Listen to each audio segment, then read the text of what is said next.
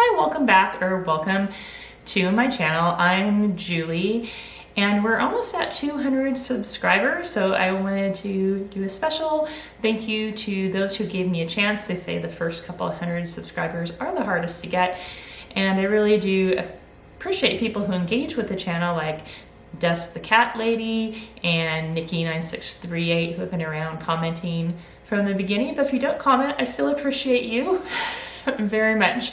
All right, if you're here just for the budget, you can skip ahead in the chapter, but I did want to add to this video that I'm doing another no spend month. If you joined me during my November no spend month and saw my review video, you know that I saved a nice chunk of change during that no spend month. And I made a video of everything I learned during that no spend month. This month is going to be a little different category wise, because doing a no spend or low spend, buy nothing month, you learn about yourself and you learn what you really might be wasting money on or overspending on. That's one of the points of doing it. So my categories are going to be a little different for February, and one of my goals is to do a February no spend month this year and another one again in November. But for February, basically I'm going to focus on not buying items, because that's where I have the most room to save. I don't eat out a lot, and since the no spend no buy only applies to me when we do eat out, my portion of what we're spending is kind of small anyway, usually, and it's dreary weather, and so we're not doing as much outside, and I work from home. I'm here all day long and I like to get out of the house, and so I'm not going to give up, going out for coffee with my husband or going out for drinks with friends or whatever, because it doesn't really cost me that much anyway. It's such a low budget category for my personal spending on that. Another goal to retire early is just to get out of the habit of consuming. So I'm just focusing on not buying stuff. So so my definition of not buying stuff is no clothes, no makeup, toiletries that aren't necessary. I'm still gonna buy toilet paper if I need toilet paper, but no makeup, bath supplies, that sort of thing, unless I absolutely run out. Nothing for the house. I'm usually the one that buys items for the house, so no new hand towels, no new candles, no new decor or anything like that, no new clothing. And it's funny, as soon as I said I'm going to do that February, oh yeah, I'm doing a no spend month, I immediately thought, oh, I need new trouser socks. Well, I'm gonna wait until March and see if I really need some more trouser socks. I don't know, let me know how it is with you, but sometimes you make that rule for yourself, you instantly think of all these things you need to buy, whereas if you didn't have the rule, you might not even have thought of them. So let's see, what else? Nothing for my hobbies. I did buy some herbal supplies to make some concoctions and potions already, so I can still do my hobby. I have plenty of supplies, but I'm not buying any new supplies for that. And I think that's it as far as stuff. I don't collect any items, so that would not be a problem. But that's going to be my, no treats for the dogs, no gifts for grandchildren. She's only 4 months old, she doesn't really need anything. So not buying stuff this month, basically. And why I think that's a good idea going into early retirement, I talk about in the video that I will link, my anti-consumption, reducing consumption video. So I recommend that to you. But now let's get into February budget. You'll notice that I'm still budgeting to spend money, because it is a bit of an incentive to look at what I would have allowed myself to spend, and how little I'm spending in relationship to that, rather than just giving myself the zero budget, because then it's at the end of the month I can go, oh, look how much I saved. Okay, here we go. February budget. All right, so here's the February budget. So as usual, I don't share my husband's income. And for those of you joining me for the first time for a budget video, thank you. And also the other income comes from the salary I pay myself as the owner operator of a small in-home Montessori toddler program. My giving, I don't share the exact numbers either, but the categories are money for my place of worship, money for spontaneous giving, so that could be a GoFundMe account. It could be someone I know doing a fundraiser. It could be just feeling moved to donate to a particular charity. And then also I have an amount, and this is just something I started recently, budgeting a certain amount in case any of my adult children need help, so that if they did, I wouldn't have to pull from a different budget area. And I didn't really pull from that last month, so I am reducing that amount a little bit this go round in February. Okay, so those are my giving categories. And then savings and investing, let's take a look. That's basically the same as last month. I am hoping to meet with a fee-only advisor about this simple IRA, whether I want to keep doing that or just add more to my Roth IRA. The educational fund is for my granddaughter. We give the same amount towards her educational fund every month. And then medical savings, that's something we put aside for some more expensive medicines we have to pay for every couple months. And just if anyone were to, have any kind of medical expenses come up that we hadn't met our deductible, we would draw from this account. We've got our house maintenance repair account because things need to be fixed and updated every once in a while, and it's nice to have money in the bank. We just had a very expensive roof replacement, and I did not have money dedicated to that, so we were kind of scrambling to get that paid for with cash and just carrying like for 2 months a small credit card balance. But I don't like that feeling, and so we're just having a fund dedicated to house repairs. And we used that savings last month to buy a new oven. So it's at zero again, and that's because we needed a new oven. It was just broken. All right, so we have car emergency repair savings. So that's to repair a car, and you do maintenance on cars, kind of come out of the monthly flexible spending usually, but a bigger repair would come out of this account.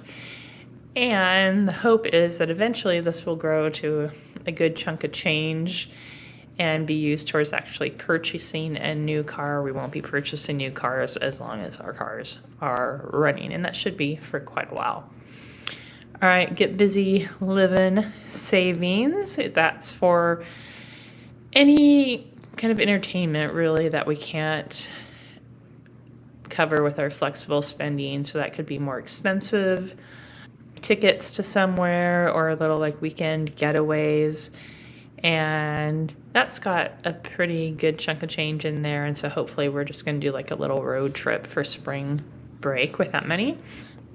I also have the boat Asia trip fund. So this is a larger amount that we're able to put in this month because last month we had to budget for some dental expenses and the new oven, partially paid for with our savings account. But I don't have any anticipated larger expenses that we have coming in February, so that gave us some more money for savings. And so this is to upgrade my husband's small fishing boat. Basically, he just wants a fishing boat with a little bit of a roof so he can go out. Well, he goes out in the rain anyway, but be more comfortable and take our granddaughter potentially. And then once the boat is bought, that then we're going to save also for Asia trip. And just having that line item together. The boat, I really want my husband to have, but it's not really motivating for me. But once we get the boat, then the money will go to the Asia trip. So having that as one line item kind of inspires me a little bit than if we just had boat and then switched it to Asia later, because we fund the boat, then we get to fund the trip to Asia. Public is just for purchasing stocks on our Public app, just our regular, brokerage account, not tax advantaged or anything. And then the 266 is from my Roth IRA, which is basically just in index funds and then a dividend fund.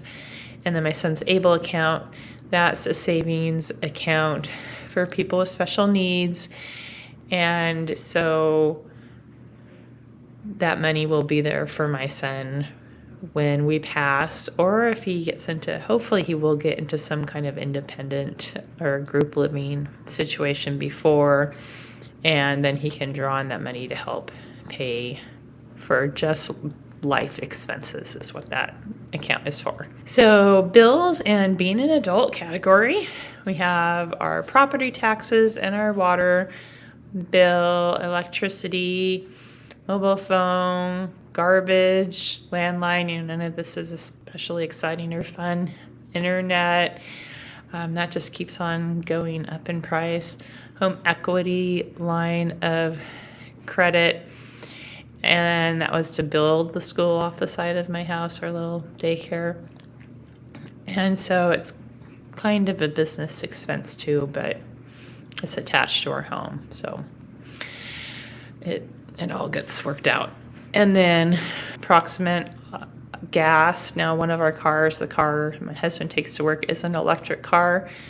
So our larger gas vehicle is just like when we're taking more than just my husband or I somewhere, like if we're transporting my parents or, our kids are coming with us somewhere, or if we're taking a trip out of town, because our electric vehicle is just a little Nissan Leaf, an older model, so it doesn't have much of a range, but it's perfect for just driving around in the city. But that's our gas. And then medical expenses, that is just for prescriptions, though we do have our flexible health savings account also. And then groceries and toiletries, again, my grocery bill is high because we're feeding 3 really of the adults that live here. My other son lives here, but he gets his own food and doesn't really eat with us very often because he works a night shift. And then we also feed my daughter and her husband when they drop by at dinner time from time to time.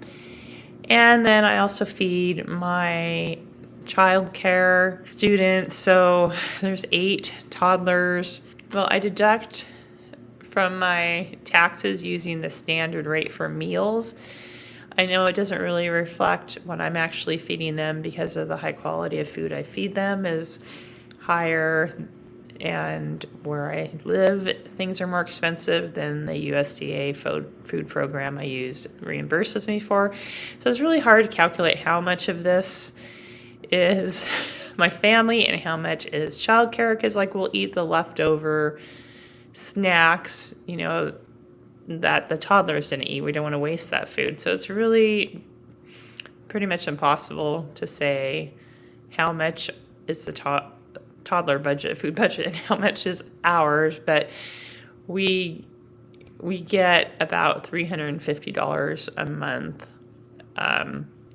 that we can deduct from taxes based on what we feed that group of children. So anyway, someday when I retire, we don't have the school anymore, then I'll know what my grocery budget really is for my family. And we do buy more expensive like meat and dairy and things because we're just trying to eat healthier as we age and trying not to expose ourselves to, the hormones and other things like that. Okay, auto insurance and home is the same. Life insurance is the same. Car loan, so $343 is what the car loan is, and I'm paying more on that this month. I really want to get rid of that car loan by June. I think in school year terms, because I'm a teacher, and so in many ways that's the end of the year for me, and I just want to end the year without a car loan.